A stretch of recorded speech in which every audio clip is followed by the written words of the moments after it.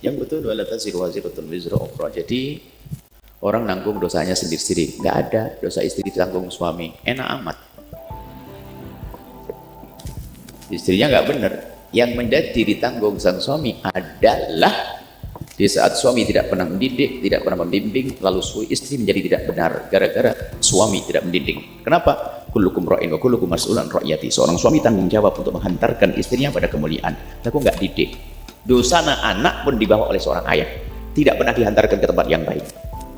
Anaknya, yang mabuk kan anak, yang nggak sholat kan anaknya. Kenapa bapaknya dosa? Bapaknya tidak pernah ngajari. Bapaknya tidak pernah membimbing. Jadi yang akan menjadi dosa yang ditanggung suami adalah sesuatu yang ada tanggung jawabnya suami. Naudzubillah, perempuan naudzubillah sudah dididik khianat, takutan ini kehinaan, ya dosa sendiri ya, bahkan dosanya besar. Istri naudzubillah, subhanallah, dijaga oleh Allah semuanya. Sebagai contoh, jangan pemahaman itu langsung dipakai. Akhirnya istri, mohon maaf, ada perempuan sudah punya yang halal zina, lalu ini tanggung suami. Mana tanggungnya? Dia sendiri. Dia dosanya pada Allah, dosa pada suami, dosa gede. Kalau ditanggung suami bagaimana? Ya nggak ada. Jadi kecuali dosa-dosa yang terjadi sebab keteledoran suami di dalam mendidiknya, iya. Berarti kan tanggung jawabnya suami. Suami tidak pernah mengajak kepada kebaikan. Hati-hati ya. Semuanya punya tanggung jawab di hadapan Allah. Dosa takutlah pada Allah. Dosa kita, dosa istri, dosa istri. Sama dosa anak pun juga masing-masing. Akan tapi jika anak berdosa banyak salah karena orang tuanya tidak mendidik, orang tua dapat kiriman terus di alam barzah. Biarpun bukan amalnya dia, tapi ini anaknya yang beramal jelek adalah anaknya. Maka dari itu wahai para orang tua, bimbing anak-anak Anda dengan benar hari ini. Jangan hanya sampai anak Anda diantarkan pada kesuksesan dunia. Ini masuk bicara pendidikan. Ada orang tua tuh hanya mikirkan anaknya sukses di dunia. Ada enggak kira-kira seorang tua yang ngomong begini? Wahai anakku, yang penting kamu kaya raya sukses di dunia, setelah itu kamu masuk neraka nggak apa-apa nanti. Ada? Ada nggak? Nggak ada. Nggak ada di lesannya, tapi dalam perilakunya, Bu. Ngomongnya nggak ada, tapi perilakunya lihat.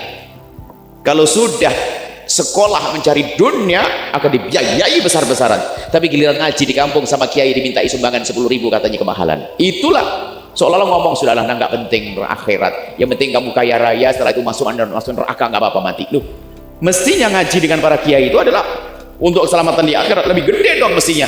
Cuman hari ini lihat, banyak orang sudah tidak peduli urusan akhirat anak-anaknya, hanya urusan dunia. Makanya itu adalah orang tuanya hanya merindukan anaknya sukses di dunia, nggak mikirkan kesuksesan di akhirat. Ya kayak ngomong tadi, yang penting sukses di dunia, setelah itu mati masuk neraka nggak apa-apa. Naudzubillah. Tanyakan diri Anda sendiri, anak Anda di mana? Anda boleh jadi dokter loh ya, boleh jadi jenderal, boleh jadi insinyur, tapi yang takut pada Allah. Dan takut pada Allah tuh ilmunya di mana? Dekat ulama, pesantren, dan seterusnya. Hari ini kami juga menggalakkan dunia pesantren. Alhamdulillah, dengan teman-teman sudah menghadirkan beberapa pesantren, mulai dari Jawa Timur sampai Jawa Barat, sampai kita ke Sumatera dan Kalimantan, bahkan sampai di Malaysia juga. Nah, ini tujuannya adalah untuk menampung anak-anak Anda. Dan kita buat program bermacam-macam. Ada program pesantren salaf yang mencetak ulama, ada di pondok kita, ada Al-Bahjah. Kemudian ada pesantren formal yang mencetak insinyur, dokter, ada semuanya. Jadi kita buat bermacam-macam model. Biayanya pun juga bermacam-macam.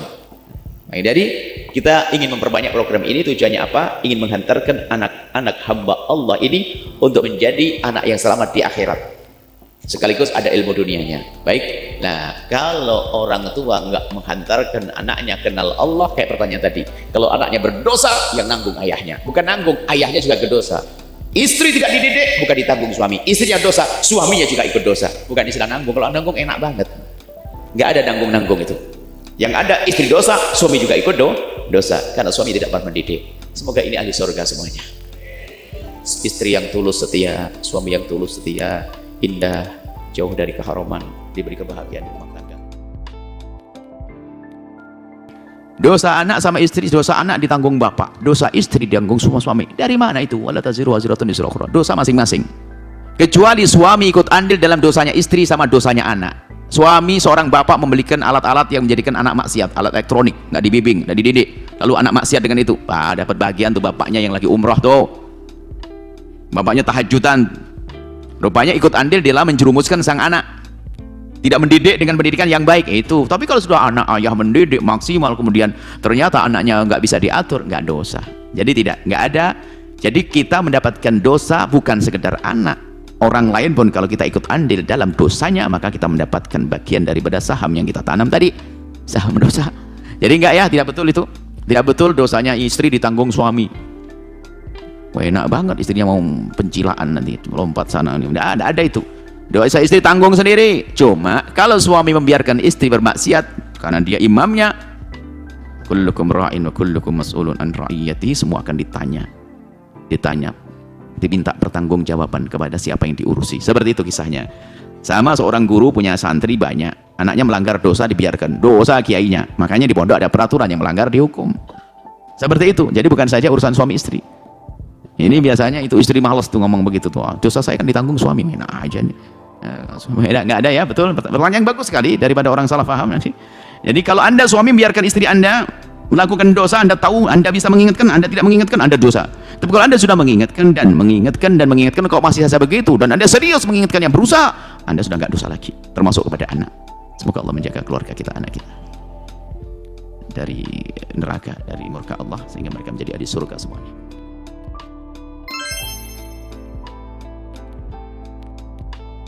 Baik, naudzubillah, semoga Allah menjaga anak kita semuanya. Dosa yang dilakukan oleh anak tidak akan sampai kepada orang tua kalau orang tua tidak menjadi sebab anaknya berzina. Akan tapi jika orang tuanya punya andil sampai anaknya berzina, maka ketahuilah biarpun dia di alam barzah tetap mendapatkan dosa yang mengalir. Apa yang dimaksud orang tuanya ikut andil dan biarkan anaknya berzina? Itu tadi, memfasilitasi fasilitas yang menjadikan anaknya berzina, membiarkan anaknya dengan laki-laki, urusan dengan ini, ayahnya membiarkan saja. Berarti pembiaran ini adalah membuka pintu berzinaan. Tapi kalau seorang tua sudah menjaga, sayang anakku kau harus begini, sayang harus gini, takut pada Allah, dididik semuanya, dikawal, dihadarkan ke sana kemari, pokoknya sudah menjaga, kalau meninggal terjadi zina di anaknya nggak ada sampai. Makanya pertanyaan yang pertama tadi boleh bertanya, bagaimana aku dengan anak-anakku? Jaga anak kita semaksimal mungkin. Khususnya mohon maaf, kita harus jadi orang cerdas. Urusan media, saya teringat bacaan orang kafir. Saya membuat bacaan, ada orang di Amerika, seorang perempuan membuat tip di saat kita harus berikan handphone kepada anaknya, padahal bukan orang muslim ya. Tip 10 poin di saat kita harus memberi kepada anaknya. Yang pertama, sampaikan pada anakmu kalau handphone ini bukan milikmu. Yang kedua, bahwasanya handphone tidak boleh pakai kode PIN, password. Ketiga, setelah di rumah handphone harus diletakkan tempat yang abah bisa ambil, ibu bisa ambil. Sampai 10. Ajib, orang kafir mikir begitu. Bagaimana kita orang beriman tidak pernah mikir begitu? Kita sering ceroboh dengan anaknya. Anak kita perlu kita sayang. Ada 10 poin, banyak saya baca, ajib. Di luar Islam pun begitu, bagaimana kita yang muslim kok seolah-olah nggak punya pendidikan? Kita harus waspada. Makanya kami selalu sampaikan, jika ada seorang ayah, seorang ibu menemani anaknya browsing internet, itu jauh lebih bagus daripada sholat sunnah yang didirikan, agar anaknya tidak liar dalam browsing internet sambil baca zikir. Oh, indah. Kita selalu bersama dengan anak. Tak tahu jawabannya di luar sana gimana. Saya browsing masing-masing. Wah, kacau ini. Bapaknya nyari yang lain, ibunya nyari saya sendiri-sendiri. Waduh, naudzubillah, ini rumah tangga apa ini? Anda duduk di samping putri Anda yang lagi browsing internet, Masya Allah, itu ibadah, wah ibu yang solehah. Sambil Anda berzikir menyebut nama Allah. Mungkin jawabannya rata-rata sama, aduh terlanjur anakku sudah biasa dengan itu semua, gimana? Nggak boleh kita menyerah, harus ada upaya dong membuat perubahan. Tapi ingat, semuanya yang indah, yang halus. Berikan pemahaman yang benar anak-anak kita. Jangan langsung pulang ke rumah langsung anaknya tarik handphonenya begini, wah ini ajak ulet nanti. Dia sudah punya tabungan, beli lagi nanti. Kita perlu fahamkan kesadaran yang benar untuk anak-anak kita. Bukan kita ajak perang. Ingat, mengajak harus dengan indah. Itu prinsip. Nggak boleh dengan kekerasan. Indah. Pemahaman yang benar. Kita sentuh kesadarannya. Kita hadapkan kepada masa depan yang gemilang. Nanti dia akan melihat masa depannya. Dia akan mudah untuk kita arahkan. Dan kita mengingatkannya dengan kasih sayang, bukan dengan hinaan dan cacian. Kasih sayang.